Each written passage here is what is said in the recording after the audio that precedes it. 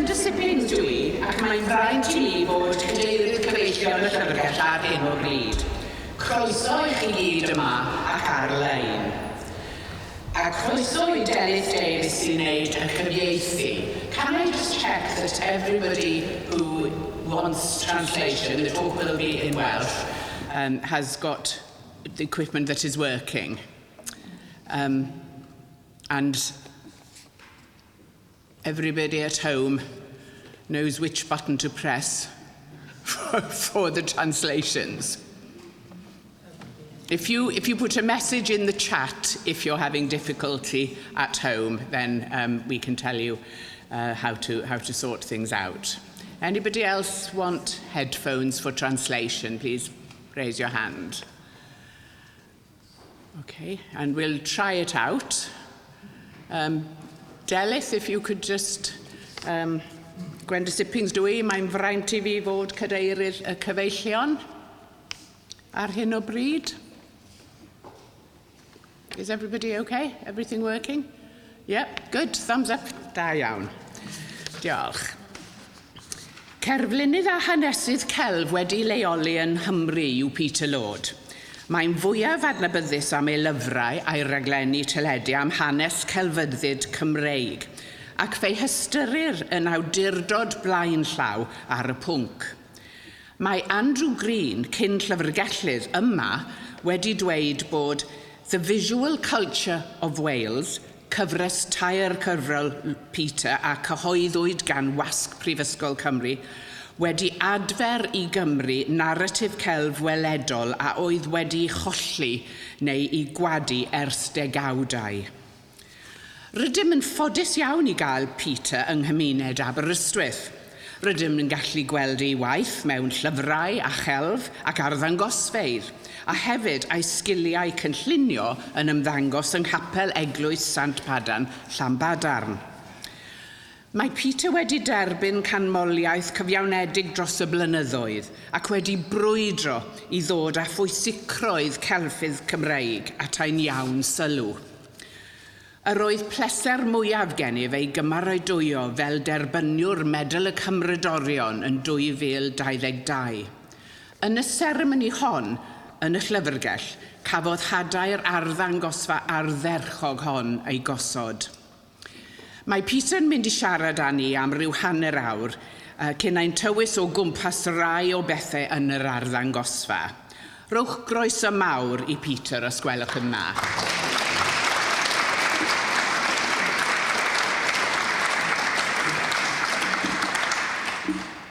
Wel, diolch yn fawr I chi. Croeso I chi gyd. Diolch yn fawr am ddod. Braf iawn gweld cymaint ohonoch chi. Mae croeso I bawb sydd ar-lein hefyd. Mae cwbl o ffrindiau fi'n gwybod yn yr Unol Daleithiau. Mae braidd yn gynnar yn y bore draf yna, ond croeso iddyn nhw hefyd. Yn 1951, mewn cofnodolyn Cymreig, gyhoeddwyd datganiad mawr am hanes celfyddyd Cymru. So much for the past, no patron, no critic, no painter, no sculptor, no Welsh art. It is as simple as that. Nawr, ffynhonnell y datganiad awdurdodol hwn oedd neb llai na chadeirydd y Pwyllgor Cymreig o Gyngor Celfyddydau Prydain Fawr, sef Dr Llywelyn Wyn Griffith.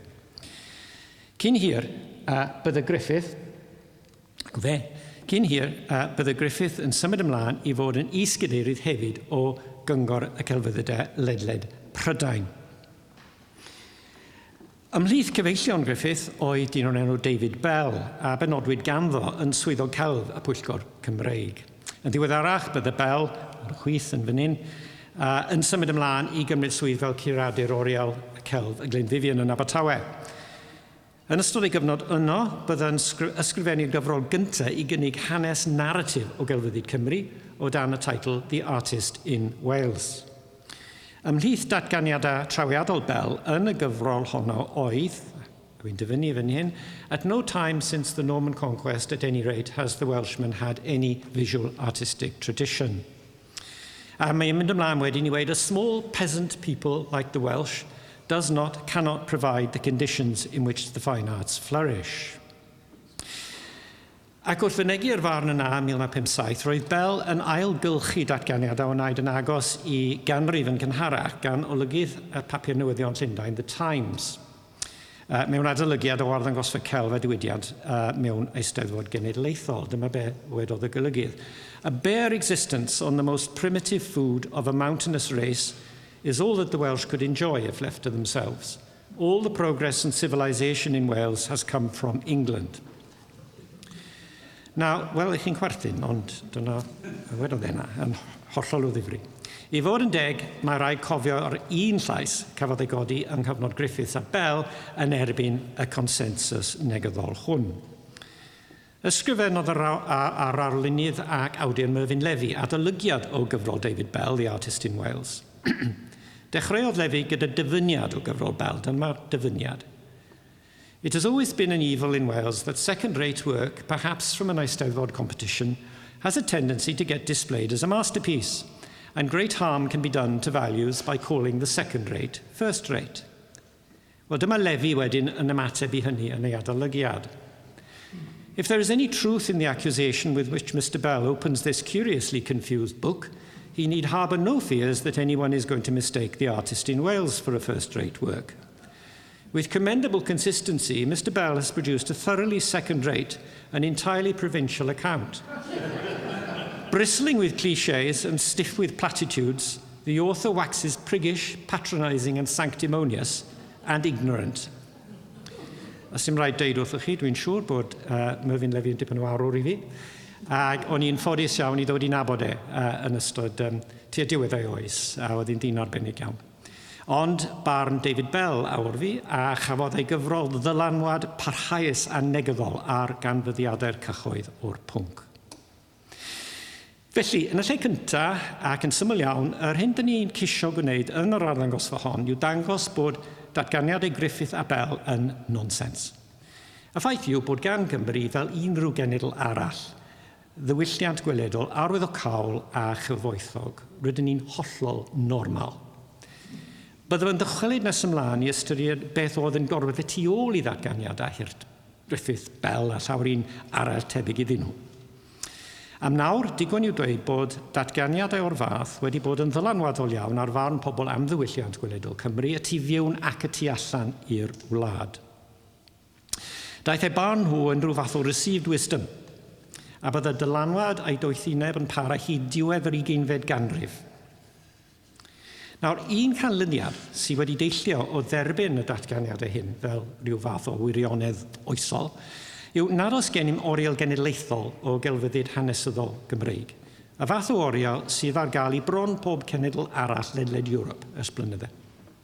Does dim oriel lle mae modd arddangos i'n pobl ni'n hunan ac i'r byd y diwylliant gweledol cyfoethog sydd gyda ni. Yn absenoldeb oriel o'r fath, rydyn ni'n caniatáu i'r myth damniol am ein diffygion diwylliannol fel cenedl barhau. Yn hyn o beth, dyn ni ddim yn normal o gwbl. Mae'r arddangosfa presennol yn cynnig model o'r hyn fydd yn bosib petai'r wyllus gyda ni I greu oriel genedlaethol barhaol a chynwysfawr o gelfyddyd hanesyddol Gymreig. Mae'n cynnwys gweithiau o ddau casgliad celfyn unig, sef casgliad y Llyfrgell Genedlaethol, a'r casgliad dwi wedi rhoi at ei gilydd dros y 20 mlynedd diwethaf. Mae tua 150 o weithiau o fy nghasgliad I a 100 o weithiau o'r llyfrgell yn y sioe. A beth dwi am wneud heddiw yw cynnig esboniad o'r arddangosfa I chi ddechrau gan egluro ei methodoleg, ei threfn, a wedyn bydd cyfle I chi edrych ar y sioe yn eich amser eich hunain. Mae'n rhy gyfyng I fi fynd â chi I gyd o gwmpas mewn un grŵp, ond wrth gwrs byddai ar gael ar ôl ar ôl I mi benni yn fy hyn I siarad yn anffurfiol â chi.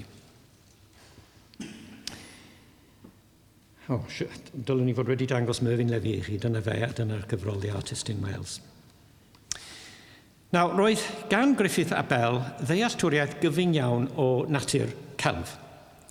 Ac yn debyg iddyn nhw, mewn ymgais arall I ysgrifennu hanes ein diwylliant gweledol a gyhoeddwyd yn 1978, dwedodd yr hanesydd celf Eric Rowan nad oedd y gair celfyddyd, ond yn briodol I ddisgrifio a dwi'n dyfynnu the newest and most accomplished skills. O ganlyniad I hynny meddai, folk art has been excluded ac yn wir torodd Rowan allan o'r ddwy gyfrol nath ysgrifennu sawl agwedd arall o diwylliant gweledol hefyd. Mewn gwirionedd, anwybyddodd popeth nad oedd yn cydymffurfio gyda dehongliad metropolitanaidd Saesnig o hanes celf uchel Ewropeaidd. Dyma beth oedd haneswyr yn arfer cyfeirio ato fel y prif ffrwd, the mainstream. Hynny yw, y dyluniad cyfarwydd o isms, classicism, romanticism, impressionism, post-impressionism, fauvism, cubism, dadaism ac yn y blaen ac yn y blaen. Dyna'r prif ffrwd, y mainstream. Nawr, dwi erioed wedi dilyn y patrwm hwnnw yn fy ngwaith ysgrifenedig i, a dwi ddim wedi gwneud yn yr arddangosfa hon chwaith. Nawr, nid yw hyn i ddweud bod traddodiad y prif ffrwd yn hollol amherthnasol i ni. Er enghraifft, roedd gan ein bonedd ni hanes o gomisiynu darluniau o waith artistiad metropolitanaidd oedd yn perthyn i'r traddodiad hwnnw. Ac wrth gwrs, o'r 1770 ymlaen, daeth tirlunwyr fel Turner er enghraifft, fe yw'r un enwoca, daeth tirlunwyr i Gymru ar daith gan ddilyn ffasiynau fel romantiaeth a'r picturesque. Yn wir, roedd ein tirwedd ni yn faes arbrofi i artistiad o tu allan yn bennaf, yn y broses o ddatblygu'r syniadau hynny. Ond os ydym yn cyfyngiau'n dealltwriaeth o gelfyddyd Cymru i'r prif ffrwd, fel y gwnaeth Bell, a sylwch ar teitl y gyfrol, The Artist in Wales, a Rowan Art in Wales, rydym yn cael allan The Art of Wales. Beth am y peintiadau, y cerfluniau, y printiadau poblogaidd, y celfyddyd a wnaed gan bobl yn eu cartrefau hunan, yr hysbysebion a'r kitsch roedden nhw'n hongian ar ei waliau, y delweddau oedd yn mynegu chwaith a concerns pob dydd ac oesol ein pobl ni ein hunain. A trwy ofyn y cwestiwn hwnnw, rydyn ni'n cyrraedd man cychwyn yr arddangosfa hon. Yn hytrach na seilio dehongliad o ddiwylliant gweledol Cymru a'r ddiddordebau estheteg deallusion metropolitanaidd, mae'r arddangosfa hon yn gosod llwybr hanesyddol pobl Cymru, ein hanes gwleidyddol, economaidd a diwylliannol fel sylfaen, ac yn ystyried y perthnasedd y diwylliant gweledol i'r llwybr hwnnw. Perthnasedd ydy'r gair allweddol. Rydym yn edrych ar sut mae delweddau gweledol wedi adlewyrchu ac yn wir wedi cael dylanwad ar ein llwybr hanesyddol ni. A drwy edrych ar ein diwylliant gweledol yn y ffordd yma, rydyn ni'n darganfod delweddau gweledol yn bersonol, yn adlewyrchu ac yn dylanwadu ar bob agwedd yn ddieithriad o esblygiad hanesyddol y genedl ers ganrifoedd.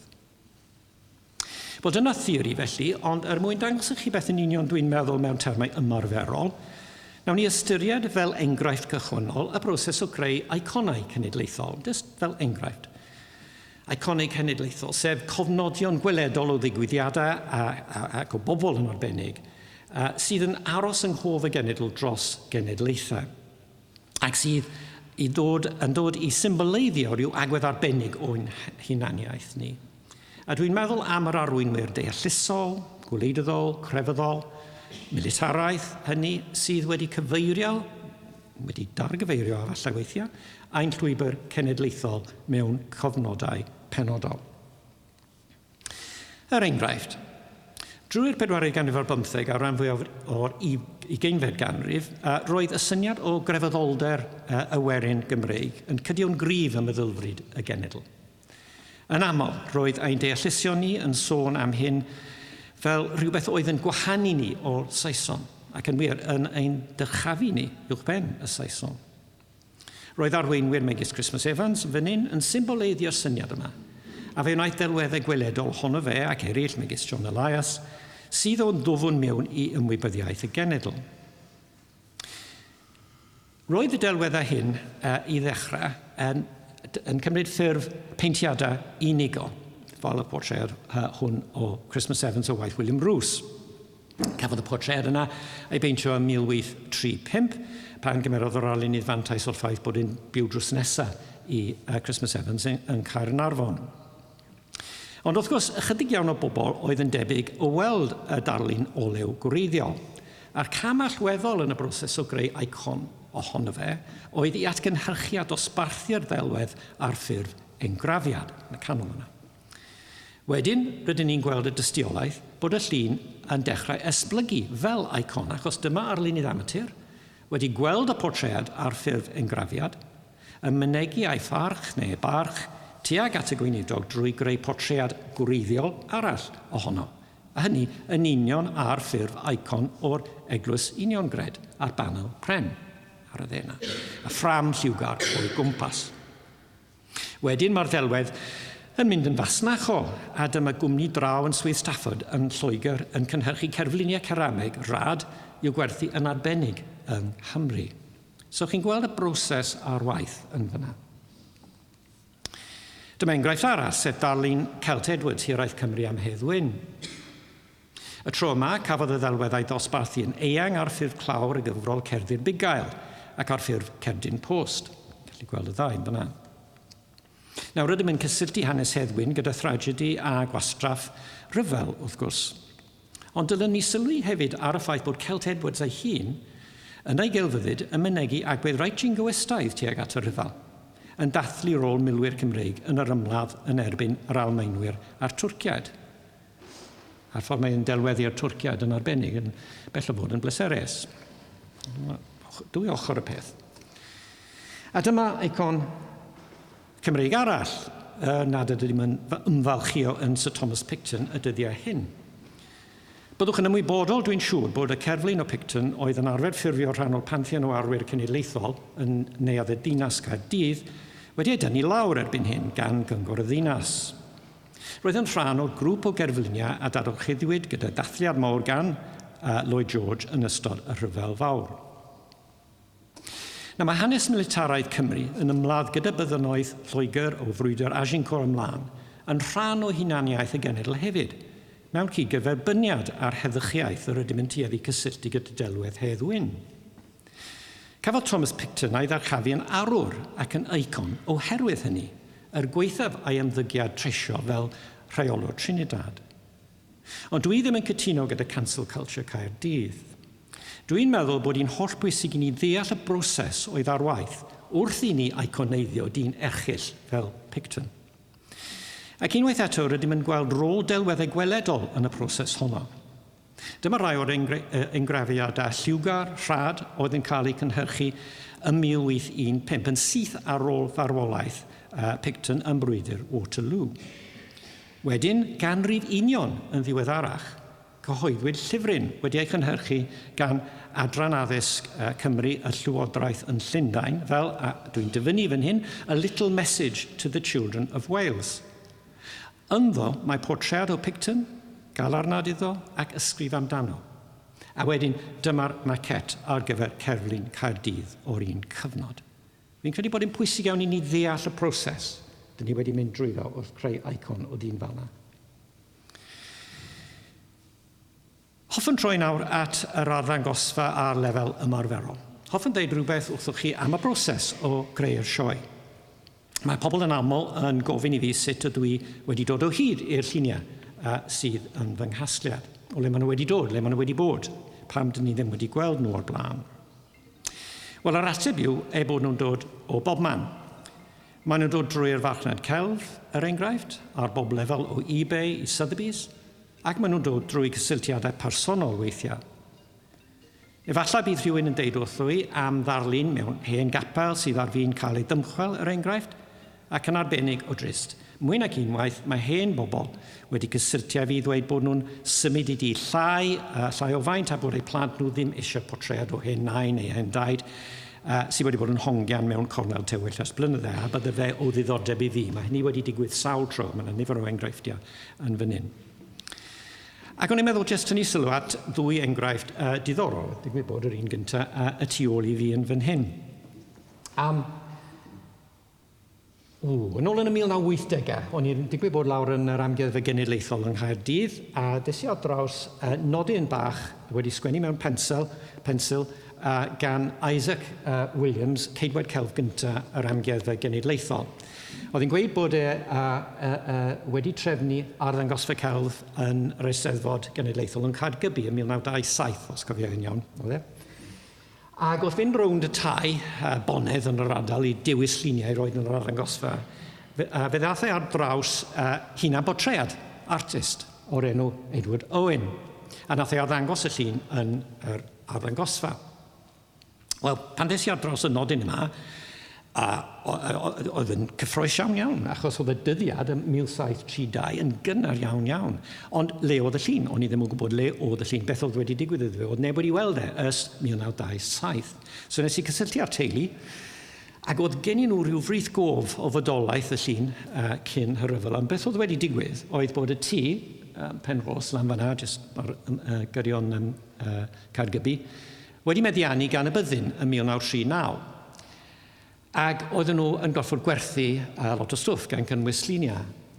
A be nath nhw'n wneud oedd werthu, a wy'n dyfynu yn fan hyn, anything that was of no historical or artistic interest gan cynnwys hwn. Fel mae'n troi allan. Wel, nes i'n gorau i trio ffeindio fe am flynyddoedd. Ond erbyn y flwyddyn 2000, o'n i mwy na lai wedi rhoi lan. Ac yn y flwyddyn honno nes i gyhoeddi gyfrol yn cyfres Diwylliant Gweledol Cymru. Ond un peth diddorol y bwyty boi yma oedd pan oedd e'n hyfforddi fel arlunydd yn Llundain, nath ysgrifennu llythyrau yn ôl at y deulu yn disgrifio beth oedd yn mynd ymlaen. Mae llythyrau yma'n bwysig iawn, cos mae'n bryn iawn i gael cofnod o hyfforddiant artist yn y cyfnod yna. So yn y gyfrol yma nes i dyfynu o'r un o'r llythyrau yma, maen nhw'n llyfrgell gen gyda llaw yn fan hyn, rhai ohonyn nhw. Ac wedyn rhoi troednodyn yn fanna yn gweud, un waith gyda llaw, mi oedd na hunain portread. Ond dyn ni ddim yn gwybod beth sydd wedi digwydd iddo fe, oedd wedi mynd. Tawelwch am 11 o flynyddoedd. A wedyn, dyma fi yn sydyn rhaid, yn cael e-bost gan boi'r enw Piers Davies, oedd yn dealer celf yn Efrog Newydd. Wedi ffeindio'ch llun chi, mae yn Boston, Massachusetts. Esgus bod yn llun Americanaidd. A'r unig reswm oedd Piers Davies yn deall taw hwn oedd y llun, oedd y ffaith bod ei daid yn ffermo yn Sir Drefaldwyn. Oedd ei eriod wedi bod yng Nghymru, ond oedd e ar y cefen yma, mae'n gweud y gair Penrhos, ac oedd e'n Penrhos, Cymraeg ydi hwnna. A dyma fe yn mynd at yn llyfr i, ffeind o'r troednodyn, cysylltu â fi am ar llun yma. A troi allan bod y llun wedi allforio i America, le mae'r lluniau o'r fath yma yn ffasiynol iawn, a'n llawer mwy werthfawr na ma nhw yn fan hyn. Colonial period portraits. Ac ath ei trwy dwylo y dealers yma, Howard and Priscilla Richmond, oedd yn dealers pwysig iawn yn America mewn Americana. So mae'n hanes cymleth iawn, a mae'n lot o stories fel yna gyda pob un o'r lluniau yma. Enghraifft, un arall. Dyma ni arwydd tafarn, hanner y ffordd. Clywais i trwy ffrind i fi bod sel lan yn Bai Colwyn, rhyw 5-4 blynedd yn ôl rhywbeth fel yna bellach. Dim Welsh sale swyddogol, ond sale o just o dodrefn bits and bobs. Ond war y teg oedd hi wedi spoto hwn. So, es i lan gyda hi weld y llun yma, a dyma llun ohono i yn edrych arno fe ar y wal lan fanna, ac oedd hi wedi prisio 100 Wel, o'n i'n meddwl, chymod, 100 ac os o'n i'n gwybod bod lluniau o'r fath yma yn arbennig arwyddion tafarn gwerth ffortiwn yn America. Okay? A yn anffodus, fel o'n i'n ama, oedd yna dealer wedi troi lan, ac o'n i'n goffo bido lan. Na i ddim wedi wrthwch chi faint pa mor bell o'n i'n goffo mynd, ond oedd hi'n drud. Ond mae lluniau fel hyn mor bryn am resymau amlwg. Mae hwn yn dyddio nôl i 1835. Wel, maen nhw wedi bod mas yn pob tywydd ac yn y blaen. So, fel ych chi'n gallu gweld, oedd e mewn dipyn o stad. Ond gyda ge, ar ôl i mi brynu fe, nes i gysylltu ar perchenog, oedd cyn perchenog, ac oedd rhyw nodyn wedi sgwennu yn Gymraeg yma, oedd yn rhoi jyst rhywfaint o hanes y llun gan aelod o'r teulu. So, oedd hwnna'n man cychwyn i fi i ymchwilio llun yn fanol. A dyma ni hanner ffordd drwy'r broses o'i llynhau, a dyna fe fel mae fe nawr, jyst yn hongian draw yna rwle. Mae'r paent yna i gyd yn wreiddiol, dos na ddim, oedd y paent i gyd mewn cyflwr perffaith o dan y baw. Nawr mae gweithiau sydd wedi cyrraedd y casgliad dros gyfnod o 20 mlynedd yn aml wedi bod yn cyrraedd mewn cyflwr gwael ac mae angen gwaith cadwraeth arnyn nhw. A dwi wedi cydweithio gyda un arbenigwr dros cyfnod o 30 mlynedd fellach, sef Hos Macro, lawr yn Sir Benfro. Mae wedi gweithio ar bron bob un o'r lluniau o'n casgliad i, o welwch chi yn fan hyn, ac hefyd yn ddiweddar ar nifer o luniau o casgliad y llyfrgell hefyd. Lluniau sydd ddim wedi cael ei arddangos o'r blaen, yn dim ys blynyddiau beth bynnag. A mae'r un peth yn wir am y gwaith fframio sydd ei angen yn aml, a dwi wedi gweithio gyda John Mitchell a bod ei gleddau ys blynyddoedd hefyd. So mae'n pwysig pan ych chi'n edrych ar y gweithio hyn bod chi'n meddwl am yr holl hanes y gwaith paratoi sydd wedi digwydd cyn i ni cyrraedd yma. Wedyn, dyma symud ymlaen at cynllunio yr arddangosfa. Rwy wedi dweud rhywfaint am ddatblygu'r cysyniadau. Mae'r arddangosfa ni narratif. Meddyliwch felly am y darluniau fel geiriau unigol. Pob llun yn air unigol mewn stori.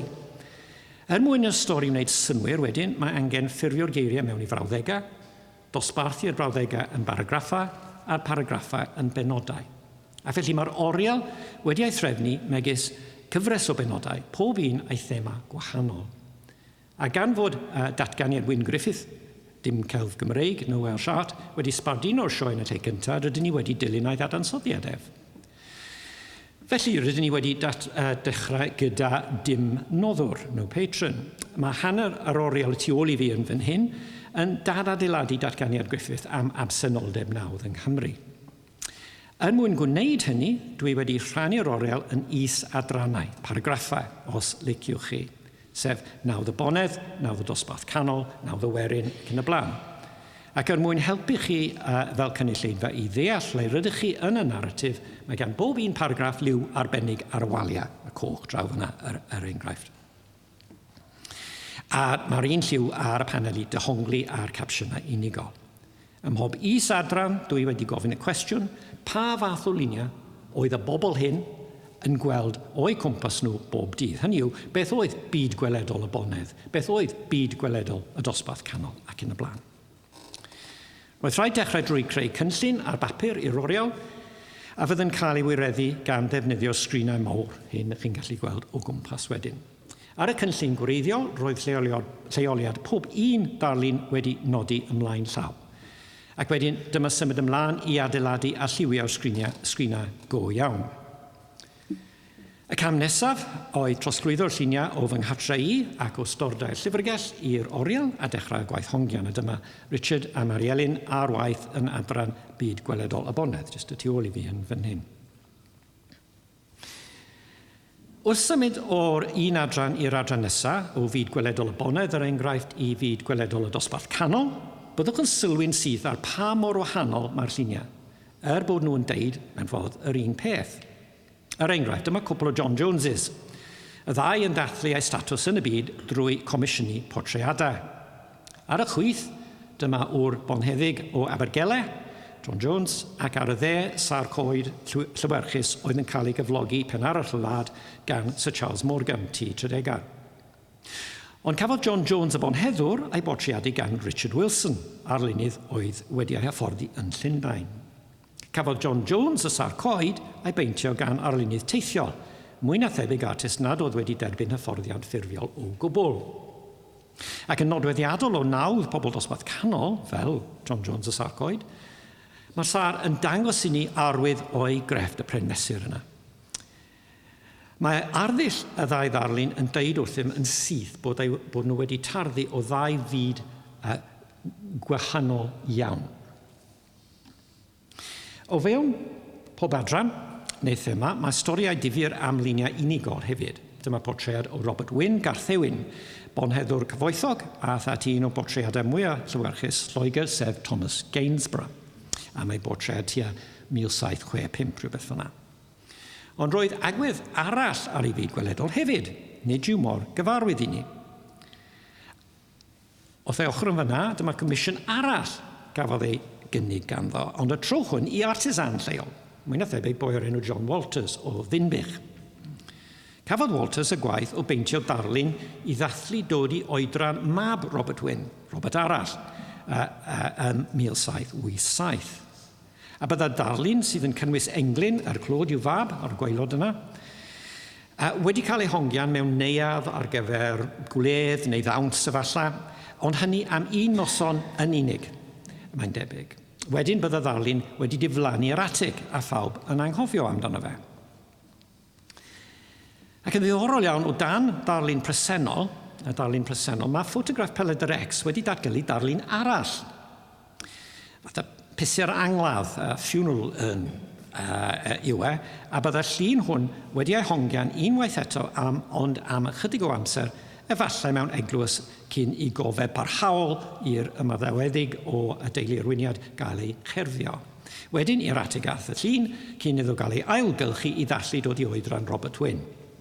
A nes ymlaen, yn ddyn canol oed, byddai'r ail Robert hwn yn eistedd am ei bortred yn darllen y papur newyddion. Fi'n gallu gweld y ffilm ole'n yn fanna? Mae siarpau gyda ffawr ar y top yma. Wel, so mae hwn right o dan fanna. So mae lot o storis difyr iawn, storis unigol am bob un o'r lluniau yma. A mae yna storiau personol trist hefyd. Yr enghraifft hanes Archie Rhys Griffiths. Nawr glwr oedd Griffiths o Gorseinon. Dechreuodd beintio mewn cyfnod straic, ath wedyn i Ysgol Celf Abertawe ac ymlaen wedyn i Coleg Brenhinol yn Llundain. Lle oedd yn gyfoeswr i Kerry Richards, a wnaeth Richards ac wedi peintio portread ohono fe. Ond yn wahanol i Richards, roedd Griffiths am beintio'r byd Cymreig cyfoes, sef byd y dirwasgiad fawr. Roedd o'r awdur Geraint Goodwin yn gyfaill agos iddo yn Llundain, lle roedd yn byw mewn tlodi, gan werthu ond ychydig o luniau. A Goodwin oedd yn perchen ar y darlun arbennig hwn, o dair menyw yn casglu gloman ar y tomenni, sydd hefyd yn cyfeirio at y tair menyw ath i fedd Crist ar ôl y groeshoeliad yn cario perlysau. Am y tro cyntaf erioed, dyma gyfle yn yr arddangosfa hon i weld gyda'i gilydd y ddau fersiwn o ddarlun Griffiths glywir yn dychwelyd o'i gwaith, a beintwyd y 1928 a 1930. Yn yr ail ddarlun, dyn ni'n gweld arddull Griffiths yn newid wrth iddo ddechrau gweithio ar raddfa Merlin. Mae'n cael ei symleiddio. Ond daeth alcoholiaeth yn broblem gynyddol i Griffiths ac yn canol y 1930au diflannodd, gan dorri cysylltiadau gyda'i deulu a'i ffrindiau, oedd yn meddwl fod ei wedi marw. Mewn gwirionedd, roedd ei wedi mynd i fyw yn Ne Lloegr a dirywiodd yr ychydig o waith arlunio nath gyflawni wedyn sydd yn cynrychioli colled anferth yn ymarnu i hanes celf Cymru. Felly mae yna storia trist o gwmpas y lluniau hyn hefyd. Felly, i gloi, a cyn i ni edrych ar y lluniau, hoffwn bwysleisio bod yr arddangosfa hon yn adrodd hanes ein diwylliant gweledol o safbwynt a'i berthnasedd i hanes ehangach a genedl, a nid drwy ddilyn ffasiynau darfodedig y prif ffrwd. Dyma'r narratif ar lefel arwynebol. Ond mae yna fatha meta-narratif i'r arddangosfa hon hefyd, sydd mewn gwirionedd yn bwysicach i fi, beth bynnag, na'r hanes celf. Nawr, mae'n amlwg bod Wyn Griffith, yr gweithio ei statws fel cadeirydd Cyngor y Celfyddydau, yn siarad nonsens wrth wadu bodolaeth celfyddyd hanesyddol yng Nghymru. Ond pam oedd a'i debyg yn cymryd yr agwedd hon tuag at cynnyrch diwylliannol a'i gwlad ei hunain? Arferai Griffith droi ymhlith cylchoedd y sefydliad Prydeinig yn Llundain, a hynny mewn cyfnod pan oedd nifer o'i gydwladwyr yn amlwg iawn yno, pobl megis Hugh Weldon, yr enghraifft, oedd yn rheolwr rhaglennu'r BBC am ddegawd. Yn Llundain, mae bwysiadodd Griffith agweddau trefedigaethol metropolitanaidd tuag at cynnyrch diwylliannol Cymru. Agweddau oedd yn adlewyrchu y datganiad dilornus o eiddo golygu The Times y dyfynais yn cynharach, all the progress and civilization in Wales has come from England, etc. Roedd gan Griffith a'i debyg rhyw fath o colonialised mentality. Cafwyd disgrifiad cofiadwy a chywir o'r ffenomen hon gan yr awdur o Wyddel Daniel Corkery, can mlynedd union yn ôl i heddiw. Dyma be wedodd Corkery. The first article of an ascendancy's creed is, and always has been, that the natives are a lesser breed, and that anything that is theirs, except their land and their gold, is therefore of little value. In the course of time, the natives become tainted with these doctrines and cry approval when the untruths of the ascendancy are echoed from some distant place, as if at last a fair judgment had been pronounced. Now, wedi gweld effaith gwenwynig yr agwedd drefedigaethol hon, sydd wedi gwadu hanes celf i ni. Ond drwy'r arddangosfa hon, gwelwn y potential sydd gyda ni, os ydym yn gwrthod derbyn the untruths of the ascendancy, chwedl Corkery, os ydym yn cwestiynu received wisdoms. Mae maint a dyfnder yr arddangosfa hon yn dod i'r amlwg potential creadigol meddylfryd nad yw'n drwm o dan ddylanwad hanes trefedigaethol. Ond enghraifft mewn un maes yn unig yw yr arddangosfa hon o'r adnoddau diwylliannol, gwleidyddol ac economaidd fydda gennym petai ni'n dewis edrych yn yr un ffordd ar bob agwedd o'n bywyd cenedlaethol y tu hwnt i'r un disgyblaeth o hanes celf. Just un enghraifft. Na o'i gychwyn 20 mlynedd yn ôl, bwriad y casgliad, fy ngasgliad i felly, y casgliad sydd yn sail i'r arddangosfa hon, oedd i ddatblygu hanes celf Cymru fel enghraifft o'r potensial sydd gyda ni dros ystod eang o feisydd eraill, i ddangos potensial dad trefedigaethu, the potential of a decolonialised mentality. A dyma'r meta-narratif, dyma'r neges ehangach dwi am i ymwelwyr synhwyro yma a chario gyda nhw wrth adael yr arddangosfa hon. Felly dyna ni rhyw drosolwg o'r sioe. Nawr mae'n hyn bryd i chi gael cyfle i edrych arni a dod eich casgliadau eich hunain amdani. Diolch yn fawr.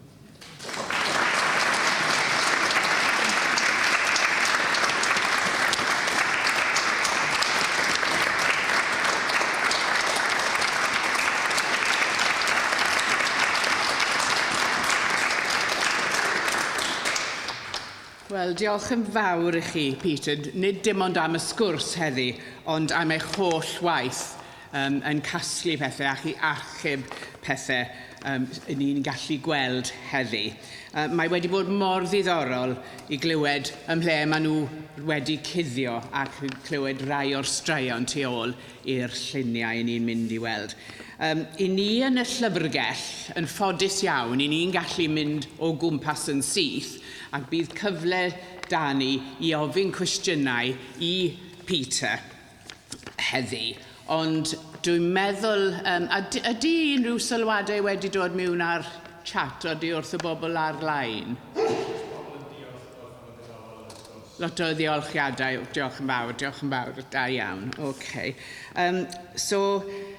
Dwi'n meddwl nawr, dyn ni ddim i gyd yn gallu dilyn Peter o gwmpas, ond os ych chi moyn just mynd o gwmpas a wedyn mae Peter yn fodlon ateb i unrhyw cwestiwn. A oes i unrhyw sylwadau cyffredinol mae rhywun eisiau codi ar hyn o bryd? Na? Oce, ni'n ysu mynd i weld beth yw'r tysorau yma. Dylwn ni egluro falle bod yna drefn, mae yn arddangos fy narratif, so fel arfer dyn ni yn gobeithio bydd pobl yn cadw y chwith yn mynd rown fan hyn. Ond gan bod yna gymaint ohono ni yma i gyd ar yr un pryd, falle bydd hynny ddim yn gweithio yn foddhawol iawn. So, plis, teimlo'n rhydd i crwydr ble bynnag, ond fydda i yn mynd ffordd na, oce? Right, wel, gallwn ni wneud nawr hwyl fawr i bobl ar-lein, a diolch am dod, a mae'r arddangosfa yn mynd ymlaen tal mis Medi y flwyddyn nesaf, so fi digon o gyfle i chi ddod yma i weld. A gallwn ni roi diolchiadau'n ffurfiol eto at Peter. Diolch yn fawr. Diolch.